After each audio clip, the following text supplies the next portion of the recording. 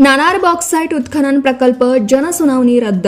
पालकमंत्री डॉक्टर सामंत यांच्या अध्यक्षतेखालील शेतकरी बागायतदार प्रशासनाच्या बैठकीत निर्णय. नाणार आणि परिसर गावामधील बॉक्साईट उत्खनन विरोधात 100% शेतकरी बागायतदार असताना अशा प्रकारचा कोणताही प्रकल्प केंद्र शासनाने लादू नये अशी शेतकऱ्यांची भूमिका आहे. आमदार किरण सामंत यांचीही तीच भूमिका आहे. पंचायत समिती राजापूर एकमताने नाणार बॉक्साईट संदर्भातील सुनावणी रद्द करावी असा ठराव घातला.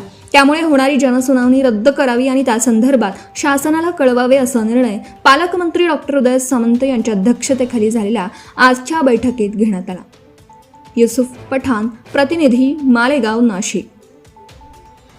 जिल्हाधिकारी कार्यालयातील सभागृहात राजापूर तालुक्यातील बॉक्साईट उत्खनन प्रकल्प जनसुनावणीबाबत आज बैठक घेण्यात आली. बैठकीला आमदार किरण सामंत, जिल्हाधिकारी मनोज जिंदल, निवासी उपजिल्हाधिकारी चंद्रकांत सूर्यवंशी, प्रांताधिकारी जीवन देसाई, राजापूरचे प्रांताधिकारी विश्वजित गाताडे, माजी नगराध्यक्ष बंड्या साळवी, नगरसेवक विजय खेडकर यांच्यासह नाणार आणि परिसर गावातील शेतकरी आंबा बागायतदार उपस्थित होते.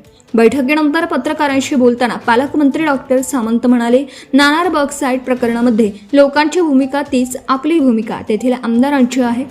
पंचायत समिती राजापूर एकमताने नाणार बॉक्साईट संदर्भातील सुनावणी रद्द करावी असा ठराव घातला. तेथील आमदार किरण सामंत यांचीही तीच भूमिका होती. या संदर्भात जिल्हाधिकारी आणि मुख्यमंत्री महोदयांशी चर्चा झाली. 1-2 खातेदार वगळता 100% खातेदारांनी विरोधाची पत्रे जिल्हाधिकाऱ्यांना दिलेली आहेत.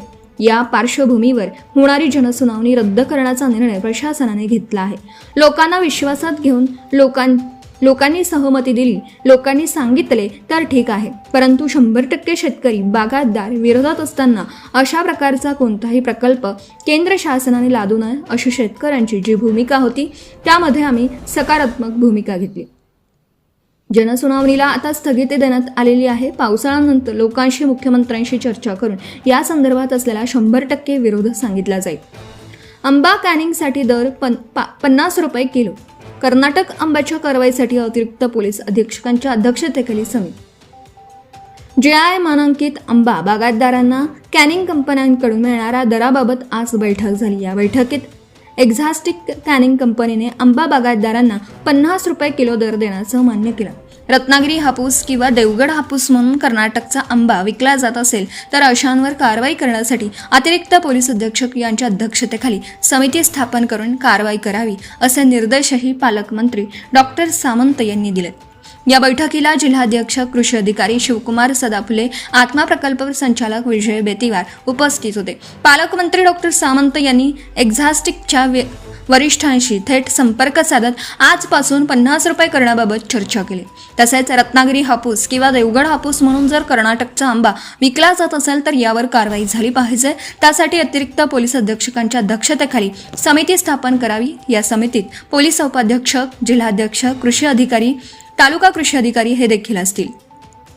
या समितीने कारवाई करून कर्नाटक आंब्याच्या गाड्या सील कराव्यात.